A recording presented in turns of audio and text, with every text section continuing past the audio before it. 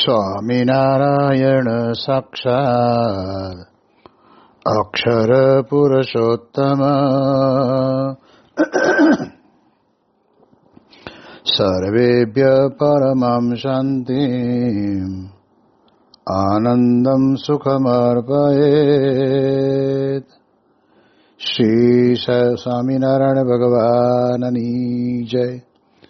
શ્રી અક્ષર પુરુષોત્તમ મહારાજની જય. શ્રી ગુણાતીતાનંદ સ્વામી મહારાજની જય. શ્રી પ્રમુખ સ્વામી મહારાજની જય. શ્રી મહંત સ્વામી મહારાજની જય. પ્રગટ ગુરુ હરિ પરમ પૂજ્ય મહંત સ્વામી મહારાજની આજ્ઞા અને આશીર્વાદથી આપણે બધાય નિત્ય પ્રાતઃ કથાનો લાભ લઈ રહ્યા છીએ. આજે આપણા માટે એપ્રિલ મહિનાની 1 તારીખ અને મંગળવારનો માંગલિક દિવસ છે અને 1502મી સભા થાય છે અને કહત હૈ સહજાનંદ વિષય ઉપર 1153મો દિવસ થાય છે. ભગવાન સ્વામિનારાયણે આપણને ગરડા પ્રથમ પ્રકરણના 68ના વચનામૃતની અંદર અદ્ભુત વાત કરી કે ભગવાન અને ભગવાનના પરમ એકાંતિક સત્પુરુષ દ્વારા આ પૃથ્વી ઉપર હંમેશને માટે ભગવાન પ્રગટ રહે છે. આ વાતને આપણે બહુ જ બુદ્ધિપૂર્વક વિચારીને અંતરની અંદર ઉતારવા જેવી છે. કારણ કે મળે પ્રભુ પ્રગટ પ્રમાણ રે, કાં તો તેના મળેલે કલ્યાણ રે. એહ વિના કોટી ઉપાય રે, આત્યંતિક કલ્યાણ નવ થાય રે. સદગુરુ નિષ્કુળાનંદ સ્વામીએ પોતે આપણને એમની કલમ વડે કરીને લખાયેલા ગ્રંથની અંદર કહે છે કે જો કાં તો ભગવાન મળે અને કાં તો પ્રગટ પ્રમાણ એવા ભગવાન પુરુષોત્તમ નારાયણ એમના મળેલા સંતોની અંદર આપણને મળે, સત્પુરુષને વિશે રહેલા ભગવાન આપણને મળે તો આપણું આત્યંતિક કલ્યાણ થાય. એના વિના કોટી ઉપાય કરે, કોટી એટલે કરોડો ઉપાય આપણે કરીએ તો પણ ભાગવતની અંદર લખ્યું છે કે એ પછી નાના મોટા સાધનો કરે અને ઉપાય કરે એની અંદરથી ઉરુકાલેન એટલે બહુ લાંબા સમય પછી કહેવાય છે કે જીવન મુક્તિ આપણને પ્રાપ્ત થાય, આત્યંતિક કલ્યાણ થાય. પરંતુ કહે છે કે દર્શનાદ દેવ સાધવ, સંતના દર્શન માત્ર કરીને આપણને એમાં એક પ્રકારનો વિશ્વાસ બંધાઈ જાય છે અને એ સત્પુરુષને વિશે ભગવાન રહ્યા છે એવી આપણને જેટલો આપણામાં મુમુક્ષુતાનો ભાવ રહ્યો હોય એટલી આપણને પ્રતીતિ આવે છે. અને એમ કરતા કરતા સ્વામી કે જેમ બાળક જન્મે ત્યારે દૂધા જેવડું જ હોય, પણ દિવસે દિવસે કરતા કરતા તો માણસની હાઈટ પ્રમાણે 5-5.5 ફૂટનો થઈ જતો હોય છે. એ જેમ વધે છે એમ સ્વામી કે સત્સંગની અંદર એક વખત પ્રવેશ કરી દીધો, પછી પ્રવેશ કર્યા પછી સત્પુરુષના યોગ વડે કરીને આપણા જીવનની અંદર પણ આપણને સત્પુરુષને વિશે વિશેષ ને વિશેષ પ્રીતિ થતી જતી હોય છે. અને એટલા જ માટે થઈને મહારાજ આપણને વચનામૃતની અંદર વારંવાર ભગવાન અને ભગવાનના સંત અને ભગવાનના પરમ એકાંતિક સત્પુરુષ એ જ આપણા કલ્યાણ માટેના કલ્યાણદાતા છે એવું આપણને વારંવાર કહ્યું છે. અને એ વાતને આપણે જો બરાબર અંતરની અંદર સમજી લીધી હોય તો સ્વામી કહે છે કે એક વખત સુવર્ણ કહેતા સોનાને સોનું જાણી લીધું પછી લોઢાની અંદર ક્યારેય આપણને પ્રીતિ નહીં થાય, નહીં કે તાંબા પિત્તળની અંદર પણ આપણને પ્રીતિ થાય. અરે ભાઈ, ચાંદી જેવી ચાંદી ને રૂપા જેવું રૂપું પણ કંઈક ધાતુ સારી કહેવાય, તો પણ એ સોના જેવી પ્રીતિ આપણને ચાંદી ને રૂપામાં પણ નહીં થાય. એમાં આપણને ભેદ દેખાશે જ. તો એમાં ભેદ દેખાય છે એ કંઈ આપણો વાંક નથી. અથવા તો આપણે એકને નાના કહીએ અને એકને મોટા કહીએ એવું પણ નથી, પણ સોનું એ સોનું.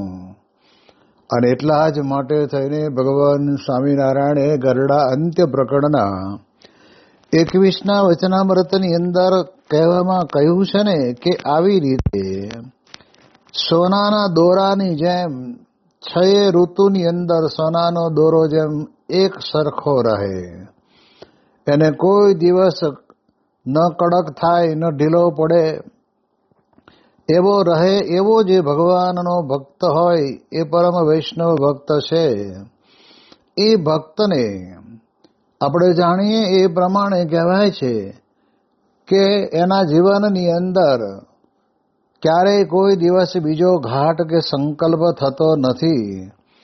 એટલે મહારાજ કહે છે કે મીણે પાયેલો દોરો તો એ શિયાળામાં કડક થાય, ઉનાળામાં થોડો ઢીલો પડે, ચોમાસામાં વળી થોડો ઘણો ઢીલો કડક રહે, પણ સોનાનો દોરો તો 6 ઋતુમાં સરખો રહે.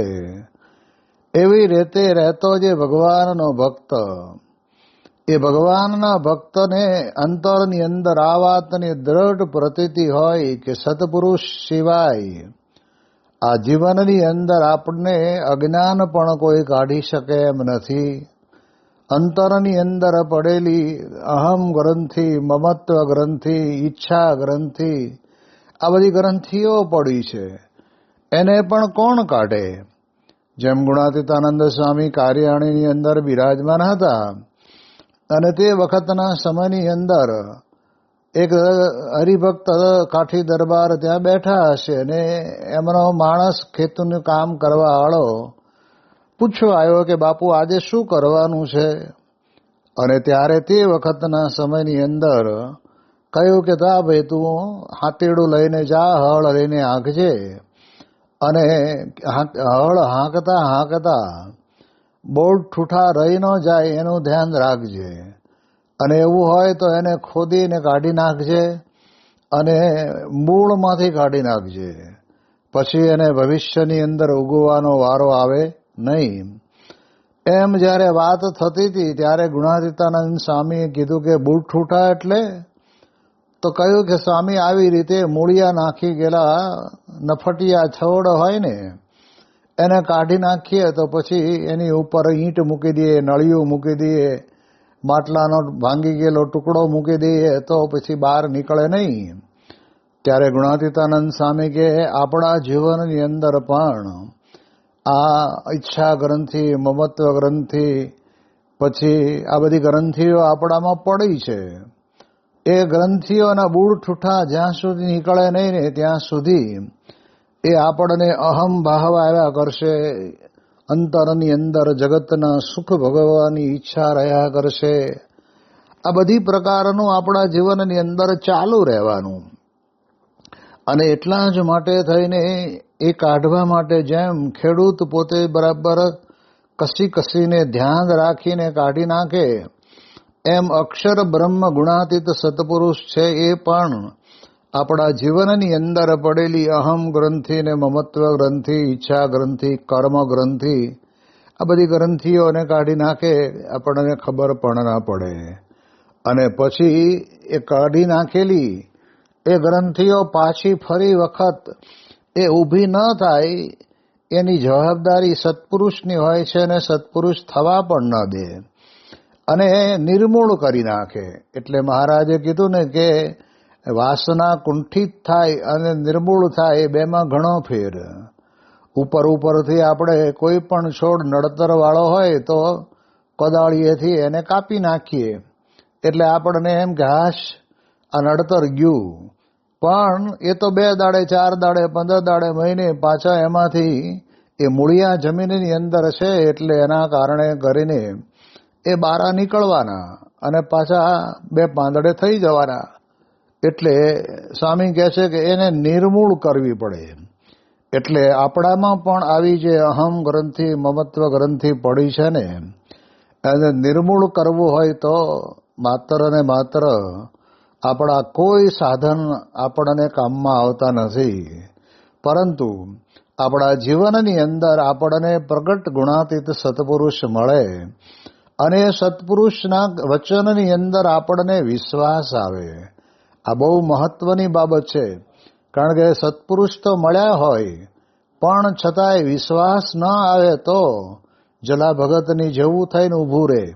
એટલે એટલા માટે થઈને આપણે અંતરની અંદર વિચાર કરવાનો કે મહારાજ આપણને આ પ્રથમના 68ના વચનામૃતની અંદર સત્પુરુષની વાત કરે છે. એ સત્પુરુષ આપણને મળ્યા છે અને આપણે હવે એમની સાથે એવી રીતે જોડાઈ જવું. તો સદગુરુ સંત સ્વામી પોતે કહેતા ને કે કાશી, આપણે બધા કાશીની યાત્રાએ જતા હોઈએ, પણ ઘરની અંદર કીડી કે મકોડા રહેતા હોય એને એમ થાય કે જે ઘરના માલિકના ઘરની અંદર આપણે રહીએ છીએ એ લોકો કાશીની યાત્રાએ જાય છે તો આપણે જઈએ. પણ હવે તો કીડી જેવો જીવ, મકોડા જેવો જીવ, એ બિચારો હાલી હાલીને કેટલું હાલી શકે અને ક્યાં કોના પગના તળિયે કચડી જાય ખબર ના પડે. પરંતુ કીડીને પણ કાશીની યાત્રા કરવી હોય તો બહુ સહેલું છે. સંત સ્વામી વાત કરતા કે આપણે બધાએ ગમે ત્યારે આડા અવળા ટાઈમે ભૂખ લાગી હોય તો તીખા ગળ્યા મોળા શક્કરપારા આપણે હારે લીધા હોય, સુખડી સાથે લીધી હોય, પછી સાથે સાથે આપણે કહેવાય કે ફરસી પૂરી લીધી હોય, મગજ લીધો હોય, આ બધું લીધું હોય તો એ ડબ્બાની અંદર ભર્યું હોય ને તો આ કીડી મકોડા એમાં બેસી જાય. અને આપણને તો ભૂખ લાગે ને ત્યારે ડબ્બો ખોલીએ અને પછી કહે છે કે આપણે એમાંથી ખાઈએ, અને લાતો મોડા એની ઉપર જ બેઠા બેઠા એ 24 કલાક ટટકારે જ રાખતા હોય. તો આપણા એક ભાથાના ડબ્બાની અંદર બેસનારી કીડી જો કાશીની યાત્રા કરી શકતી હોય તો પ્રગટ ભગવાનના અખંડ ધારક સત્પુરુષ છે, એ સત્પુરુષની સાથે આપણને પ્રીતિ થઈ. આપણને એવું મનાયું કે પ્રમુખ સ્વામી મહારાજ એટલે પરમ દિવ્ય આત્મા, પરમ શુદ્ધ હૃદયના વ્યક્તિ, એવું આપણને અંતરની અંદર પણ ભાર આટલો આપણને ગુણ આવેલો હોય ને તો પણ એ ગુણના કારણે કરીને પણ ભગવાન અને સંત દયાળુ છે. અને એ આપણા જીવનની અંદર આપણી છેલ્લી ઘડીઓની અંદર ભલે આપણને એવું લાગે કે મારું ઘર બંગલામાંથી કે ઘરમાંથી કે પુત્ર કલત્રાદિકમાંથી એ પ્રીતિ ઓછી થતી નથી ને ભગવાનમાં જોડાતી નથી, પણ એ જોડી દેવાનું કામ એ સત્પુરુષ કરે. તો સત્પુરુષની સાથે આપણે આત્મબુદ્ધિ કરી દેવાની કે આ મને મળ્યા જે પ્રગટ પુરુષોત્તમ નારાયણના અખંડ ધારક સત્પુરુષ પ્રમુખ સ્વામી મહારાજ અને મહંત સ્વામી મહારાજ, એ બંને ગુરુને આ દર્શન થયા છે. બંને ગુરુ આપણે ઘરે આવીને રહ્યા છે. આ પ્રમાણે આપણને જ્યારે અંતરની અંદર દ્રઢ પ્રતીતિ રહેતી હોય તો પછી સ્વામી કહે છે કે જીવનની અંદર કલ્યાણમાં કોઈ ખામી રહેતી નથી અને આપણે બીજો જન્મ લેવાનો છે જ નહીં. કારણ એ છે કે આપણને એવા સત્પુરુષ મળ્યા છે. બીજી વાત સદગુરુ સંત સ્વામી પોતે વાત કરતા કે અમદાવાદના રેલવે સ્ટેશન ઉપર એક ભાંગલો તૂટલો ડબ્બો પડ્યો હોય, પણ એ ડબ્બાનો આંકડો, એ ડબ્બા જે એન્જિનની હારે ડબ્બા લાગેલા હોય એની હારે આંકડો ભરાવી દીધો હોય તો એ સાંજે 5 વાગે ત્યાંથી ઉપડે, સવારમાં દિલ્હી ભેગા. ભલે ભાંગલો તૂટલો ડબ્બો ખખડ બખડ કરતો જતો હોય, પણ આંકડો એ જે એન્જિનની સાથે ડબ્બાના આંકડા જોડાયેલા છે એની હારે, એ ડબ્બાની હારે આંકડો જોડ્યો તોય પણ કહે છે કે સવાર પડે ને ત્યાં દિલ્હી ભેગો થઈ જાય. એમ સ્વામી કે આપણે પણ ભાંગલા તૂટલા ડબ્બા જેવા છીએ. આપણને ક્યારેક સંસારની પણ આપણને મમતા અંતરની અંદર રહેતી હોય, પરિવારની મમતા રહેતી હોય, આવા બધા વિચારો સ્વાભાવિક પડે.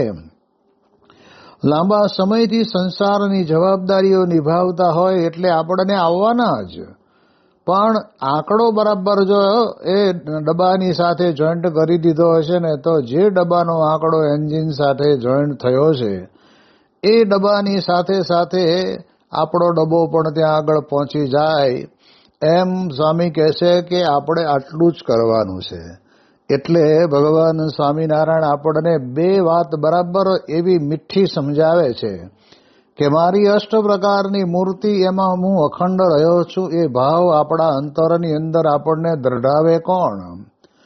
તો જેના અંતરની અંદર મનુષ્ય દેહ ધારણ કરીને આવેલા પરમ એકાંતિક સત્પુરુષના અંતરમાં સાક્ષાત ભગવાન બિરાજમાન છે. એવા સંતને મળીએ ને ત્યારે એ સંત આપણને એ ભગવાનની સમક્ષ આપણને આંગળી ચીંધીને કહે કે આ જે ભગવાન છે ને એ ભગવાનમાં મૂર્તિની અંદર અખંડ ભગવાન રહ્યા છે.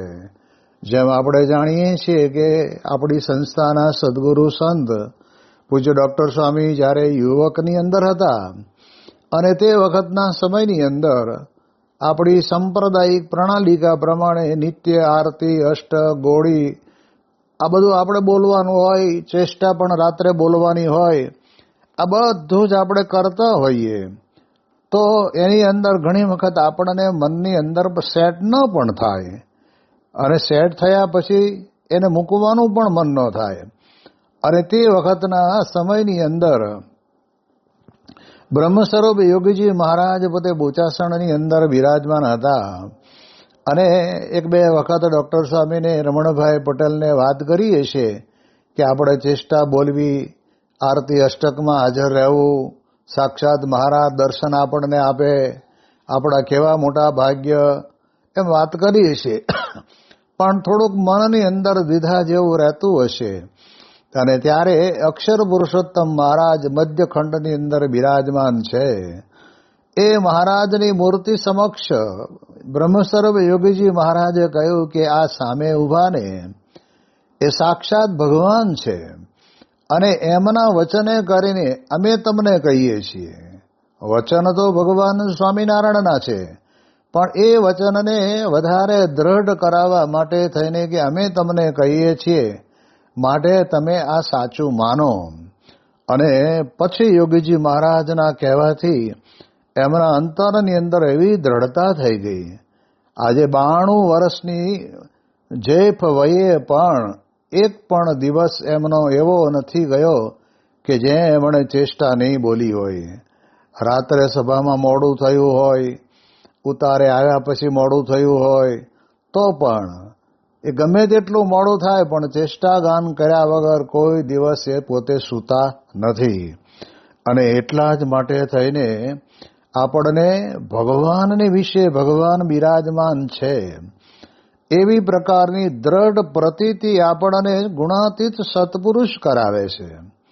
અને એ સત્પુરુષ જ્યારે કરાવે ને પછી આપણા જીવની અંદર પાકું બેસી જાય. તો આજના દિવસે આપણે પૂજ્ય ડૉક્ટર સ્વામીને વર્ષો સુધી વિચરણ કરતા જોયા છે અને વિચરણ દરમિયાનની અંદર એમણે જ્યારે પણ જે સમય આવ્યો તે સમયની અંદર એમણે જ્યાં બેઠા હોય ત્યાં આગળ એ 5 ટાઈમની આરતી પણ એ પોતાના કંઠ દ્વારા ગાઈને કરી લીધી હોય. ભગવાનની માનસી પૂજા પણ કરી લીધી હોય અને એમ છતાં પણ સંધ્યા ઢળતી હોય અને એવા સમયે જે ગામની અંદર જવાનું હોય ત્યાં આગળ પહોંચવામાં 15-20 મિનિટ બાકી હોય તો ગોળીના પદો ગાઈ આરતી અને અષ્ટક પૂરા કરી જય સ્વામિનારાયણ બધા ગાડીમાં બેઠા હોય અને કરી દે. પણ પછી એમને ભગવાનની વિશે, ભગવાનની અષ્ટ પ્રકારની મૂર્તિની વિશે કેવો જબરદસ્ત ભાવ દ્રઢ થયો છે એનું મૂર્તિમાન દર્શન પણ અમે કેટલી જગ્યાએ કર્યું છે. તો તે વખતે જે હરિભક્તના ઘરે જવાનું થાય એ હરિભક્તના ઘરની અંદર ઘર મંદિર હોય અને એ ઘર મંદિરની અંદર ત્યાં આગળ જેમ આપણે કહીએ ને અષ્ટક પૂરા થાય ત્યાં સુધી દંડવત કરવાના હોય તો દંડવત કરતા એ દંડવત ત્યાં કરે આપણે તો શું હોય કે ભાઈ ચાલો એક આરતી અષ્ટક બોલવા, એ આપણને ભગવાનની આજ્ઞા છે એટલે આપણે બોલી નાખ્યા, બોલાઈ ગયા ને એટલે પૂરું થઈ ગયું. જ્યારે ડોક્ટર સ્વામી બોલે તો ખરા, પણ દંડવત બાકી રહ્યા હોય ને તો એ ઘર મંદિરની અંદર, ભલે નાનું એવું જ ઘર મંદિર હોય તો પણ એની અંદર પોતે ત્યાં આગળ દંડવત પ્રણામ કરી લેતા હોય છે. તો આપણને ખ્યાલ આવે કે એક વખત સત્પુરુષ પોતે આંગળી ચીંધીને કહે કે તમે અમારા વચને માનો. અને જ્યારે સત્પુરુષની હારે આવું હેત થઈ ગયું હોય ને, અને હેતના કારણે કરીને સત્પુરુષ આપણને જે કંઈ કહે એ આપણને સત્ય મનાય, અને સત્ય મનાય એટલે આપણે કરવા માટે તૈયાર થઈએ. તો એ ડૉક્ટર સ્વામીને તમે જુઓ તો જ્યારથી સાધુ થયા ત્યારથી એમની અંતરની અંદર એક પ્રમાણિકતાનો બહુ જ મોટો ગુણ. બીજું એમનું હૃદય શુદ્ધ, કે જે કોઈ પણ હરિભક્ત ગમે તેવી પ્રકૃતિ, ગમે તેવા નાના મોટા પ્રશ્નો લઈને આવ્યા હોય તો પણ માતાની મમતાની જેમ એ પ્રશ્નને સાંભળે અને પછી એને પ્રેરણારૂપ જે જવાબ આપવાનો હોય તે પણ આપે, અને થયો સમયાંતરે પાછું યાદ પણ કરી અને તપાસ કરે કે એમને આ જે પ્રશ્ન હતો એનું નિરાકરણ થયું કે નહીં. એટલે આવા શુદ્ધ હૃદયના એ પૂજ્ય ડૉક્ટર સ્વામીને યોગીજી મહારાજ જેવા પરમ એકાંતિક સંતની અંદર એવી દ્રઢ પ્રીતિ થઈ ગઈ. અને એ પ્રીતિના કારણે કરીને આજે આપણે જાણીએ કે મહા મોટી વિશાળ સભા હોય, અને જ્યારે ડૉક્ટર સ્વામીને એમને જ્યારે આશીર્વચન આપવાના હોય ત્યારે પણ એ એટલા નિડરતાથી, એટલા દ્રઢતાપૂર્વક અને અંતરની અંદર સત્પુરુષને વિશેષ કરીને ધારી રાખ્યા હોય એવી રીતે એવા ભાવથી એ પોતે બોલતા હોય છે. એટલે પ્રમુખ સ્વામી મહારાજ પોતે વાત કરીને કહેતા ને કે ડૉક્ટર સ્વામીને ડ્યુટીમાંથી અવાજ આવે છે. એ બહારનો દેખાવનો અવાજ નથી, પણ અંતરથી. મારા રાજકોટની અંદર યોગી સ્વરૂપ સ્વામી હતા, એ પોતે કહેતા કે અંતરથી રણકો નીકળવો જોઈએ તો મજા આવે. એમ આવી રીતે યોગીજી મહારાજના યોગની અંદર આવેલા એ આપણા બધા જ સદગુરુ સંતો, એ બધાને પણ આ એક વાતની તો દ્રઢતા કરાવી દીધી કે અષ્ટ પ્રકારની જે મૂર્તિ છે એમાં અમે અખંડ રહ્યા છીએ.